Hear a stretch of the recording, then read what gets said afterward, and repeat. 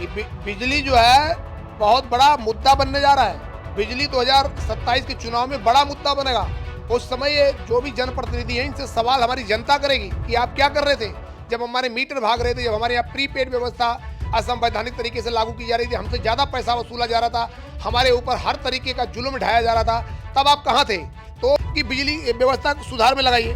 तो केवल अपनी मनमानी में समीक्षा बैठक में अध्यक्ष जी को किसी की बात समझ में नहीं आई तो सस्पेंड करो, ऐसे बिजली व्यवस्था नहीं चलेगी। बिजली व्यवस्था को तकनीकी आधार पर चलाना पड़ेगा और जब तक उसके आधार पर नहीं चलाएंगे इसी तरीके से प्रदेश की जनता को पसीने बहाना पड़ेगा। और वो कलेक्टियल कैडर हो, सभी पर तत्काल विद्युत सेवा आयोग के माध्यम से भर्ती शुरू की जाए और भर्ती शुरू करने के बाद उपभोक्ताओं की संख्या के सापेक्ष में मैन पावर जब होगी तभी सही मायने में हमारी विद्युत आपूर्ति सुनिश्चित हो पाएगी। तो सभी मुद्दों पर हम लोग बात करते हैं। निश्चित तौर पर हम यही चाहते हैं कि प्रदेश की जनता को कहीं न कहीं राहत मिले। 4 PM न्यूज नेटवर्क में आप सभी का स्वागत है। मैं हूं क्षितिज कांत। बिजली की आपूर्ति को लेकर जो बड़े बड़े दावे हुए थे वो धरातल पर फेल हो गए। शहरी क्षेत्रों में 24 घंटा बिजली देने का वादा किया गया था, 18 घंटे ग्रामीण क्षेत्रों में देने का वादा किया था। सारे दावे धरातल पर फेल हो चुके हैं।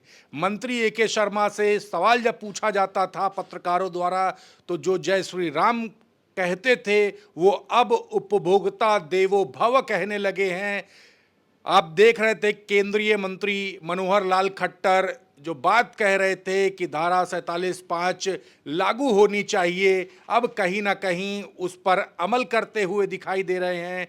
तमाम सारी बातें हो गई, लेकिन जो बिजली का जो संकट है वो अब सिर चढ़कर बोल रहा है। हमारे साथ बात करने के लिए उपभोक्ता परिषद के अध्यक्ष हैं अवधेश कुमार वर्मा जी, जो लगातार बोलते थे कि लालटेन युग में लाने का काम ये मंत्री AK शर्मा कर रहे हैं। ये जो उद्योगपतियों के हाथ में ये जो बिजली का पूरा विभाग जो सौंपा जा रहा है, निजीकरण हो रहा है, प्रीपेड मीटर लगाए जा रहे हैं, ये सभी लालटेन युग में लाने काम करेगा। अवधेश जी, तमाम जो आपने पूर्व में बातें कही थी, साल भर पहले जो भविष्यवाणी की थी वो सच होती दिखाई दे रही है। सीधे लालटेन युग में लोग हाहाकार कर रहे हैं। देखिए, जहाँ तक सवाल है, पहले ही मैं बार बार ये बात कह रहा था कि देखिए आपका एक तो सिस्टम गड़बड़ है। आज की डेट में अगर मैं बात करूँ तो पूरे उत्तर प्रदेश में लगभग 3,73,00,000 हमारे उपभोक्ता हैं। उनके द्वारा जो लिया गया कुल भार है संयोजित भार लगभग 8,50,00,000 किलोवाट के आसपास है। और जो इनके 132 के भी सब स्टेशनों की अगर क्षमता की बात कर ले तो लगभग 69,529 MVA है। जब इसको आप किलोवाट में कन्वर्ट करेंगे तो लगभग ये 6,25,75,000 किलोवाट के आसपास पहुंचेगा। यानी कि हमारे द्वारा लिए गए, उपभोक्ताओं द्वारा लिए गए लोड में और इनके सिस्टम के लोड में 2 करोड़ का मिसमैच है। तो सिस्टम ही 2 करोड़ रुपए का मिसमैच है। ऊपर से 15% बिजली चोरी का भी लोड इसी सिस्टम पर आता है। तो पूरा सिस्टम इनका गर्मी में कांपने लगता है। मैं बार बार एक बात ही कह रहा था कि जो आप RDSS में लगभग 44,000 करोड़ रुपया खर्च कर रहे हैं, इसका वास्तव में गर्मी में दिखना चाहिए था। रिजल्ट की वास्तव में जो आपने पैसा खर्च किया ट्रांसफार्मर बदलने में, कैपेसिटी अपग्रेड करने में, केबल बदलने में, लेकिन कहीं वो दिख नहीं रहा है। उसका एक मुख्य कारण ये भी है, मैं आपको बताना चाहूँगा, बड़े पैमाने पर एरियल बंद कंडक्टर बदले गए। सब घटिया क्वालिटी के एरियल बंद कंडक्टर हैं। ये ABC जल रही है और ABC जलने की वजह से ट्रांसफार्मर भी जल रहे हैं। ABC कंडक्टर का ऊपर के आप समझ लीजिए, मैं एकदम सीधी भाषा में बताना चाहूँगा, जब ABC के ऊपर का कंडक्टर जो प्लास्टिक है जब वो जल जाता है तो वो तीनों फेस आपस में शार्ट करते हैं तो ट्रांसफार्मर को भी जला देते हैं। तो ये सब व्यवस्था मैं पहले से कह रहा था कि इसमें खामियां हैं, इसको सुधारिए, लेकिन इन लोगों ने ध्यान नहीं दिया। अब उसी का खामियाजा है कि प्रदेश की जनता एक तरह से लालटेन युग की व्यवस्था में ही पहुंचने वाली है कि पसीने बहा रही है। आप देख रहे होंगे कि कभी पिछले 5 वर्षों में कभी आपने नहीं देखा होगा कि लखनऊ जैसी राजधानी में हाहाकार मचा है, लोग रात भर हल्ला मचा रहे हैं, विधायक धरने पर बैठ रहा है, कहीं कोई विधायक पत्र लिख रहा है। तो सवाल है, इसके लिए कौन जिम्मेदार है?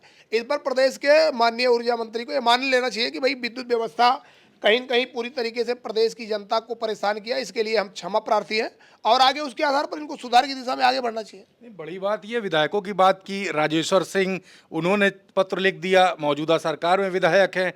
उधर अगर बात करें नीरज बोहरा, उन्होंने पत्र लिख दिया, मौजूदा सरकार में विधायक है। दूसरी तरफ माता प्रसाद पांडे जी पत्र लिख देते AK शर्मा को। बड़ी बात हो जाती जब इतने दिग्गज नेता जब पत्र लिख देते हैं और क्षेत्र की जनता रात में निकल करके जो बिजली के सब स्टेशन है वहां पर बात कह रही कि हमें बिजली क्यों नहीं दे रहे, बिल तो पूरा ले रहे हैं आप। देखिए, सभी विधायक लोगों को ये भी पता है कि 2027 बहुत नज़दीक है। अभी स्मार्ट प्रीपेड मीटर का मामला था, तब भी सभी लोग पत्र लिख रहे थे। बिजली व्यवस्था पर अभी पत्र लिखेंगे।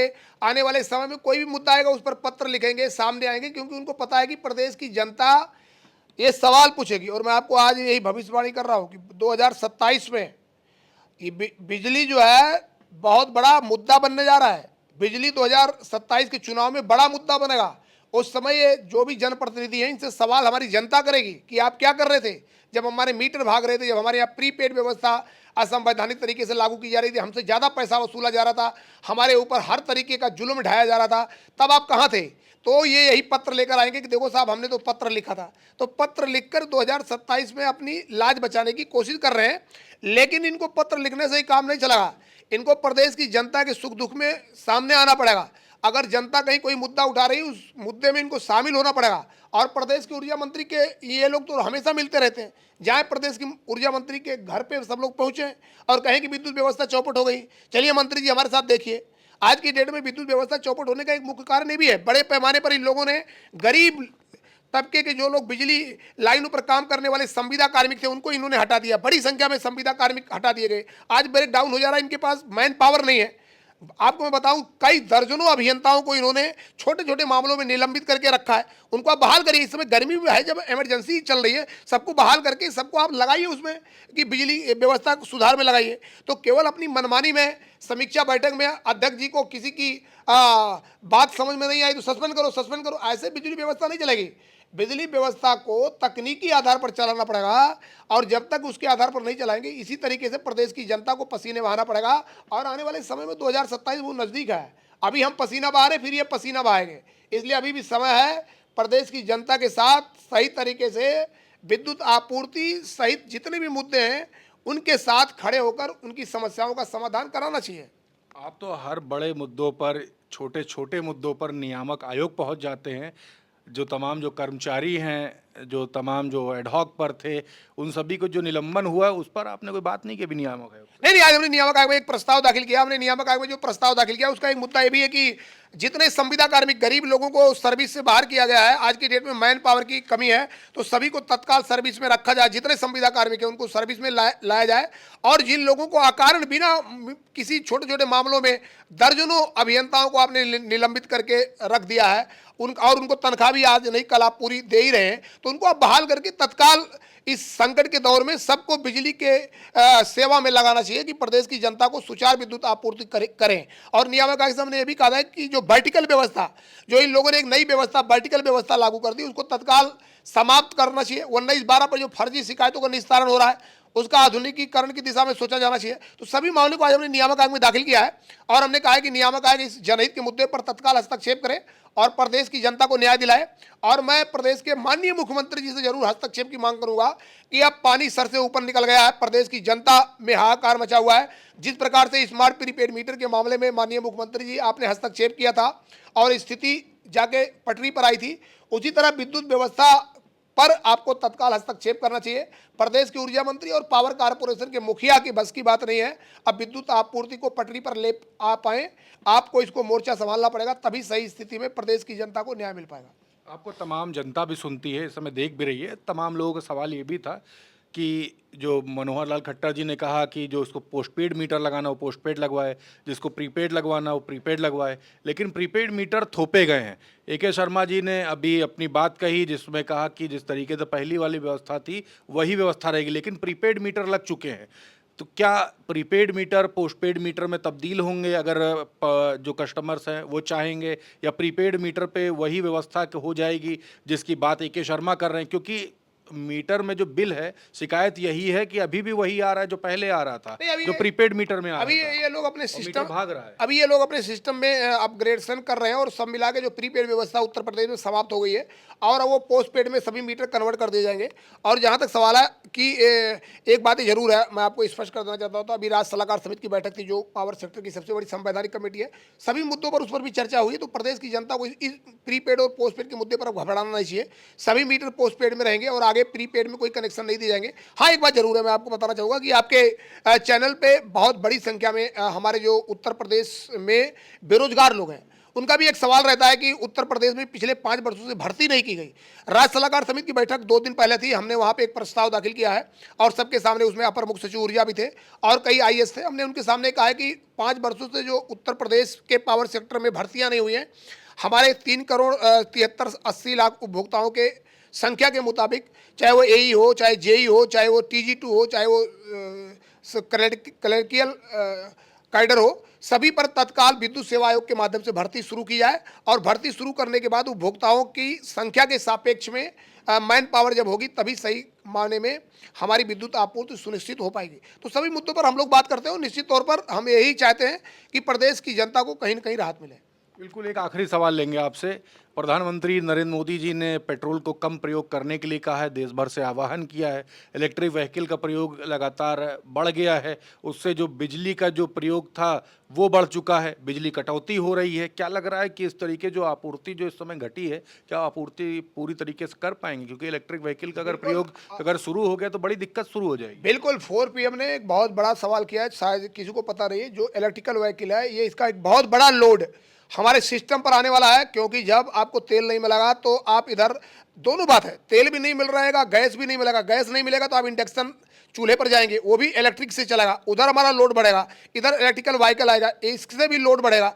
तो कहीं न कहीं ईंधन का सबसे बड़ा स्रोत तो बिजली और ये है, तो इसी पर लोग निर्भर करेंगे। तो आने वाले समय में तभी मैं कह रहा हूँ कि सिस्टम को अपग्रेड करने की जरूरत है। आज हमारे उत्तर प्रदेश देश का पहला राज्य है जहां केंद्र सरकार ने 2020 में कानून बना दिया कि सबको 24 घंटे बिजली मिलना चाहिए। आज भी उत्तर प्रदेश में रोस्टर व्यवस्था लागू है।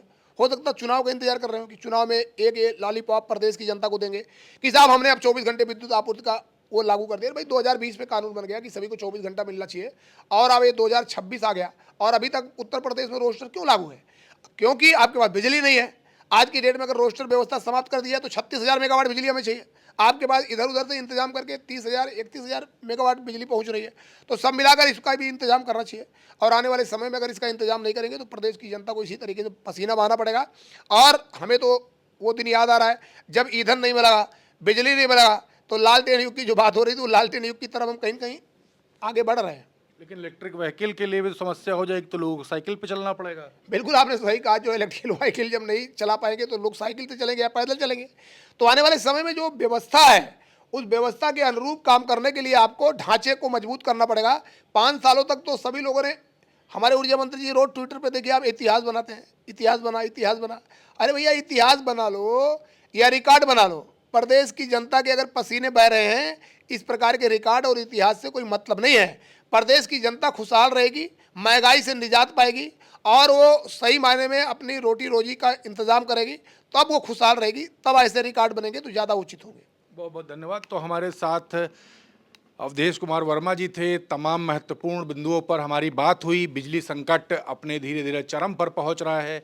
इलेक्ट्रिक व्हीकल का प्रयोग होने के कारण बिजली पर लोड बहुत है और जिसके कारण कहीं ना कहीं दिक्कतें बढ़ रही हैं। पेट्रोल एक तरफ कहा जा रहा, आह्वान किया जा रहा प्रधानमंत्री जी की तरफ से कि पेट्रोल का कम प्रयोग किया जाए, तो दूसरी तरफ लोड बढ़ रहा है। तमाम सारी दिक्कतें हैं। मंत्री ए.के. शर्मा को तमाम बड़े विधायक पत्र लिख रहे हैं, मंत्री ए.के. शर्मा का कोई जवाब नहीं आ रहा है। क्या कुछ होगा, ये बड़ा सवाल है। तमाम अपडेट्स आप तक मैं लाता रहूँगा। जुड़े रहिएगा 4PM न्यूज़ नेटवर्क के साथ।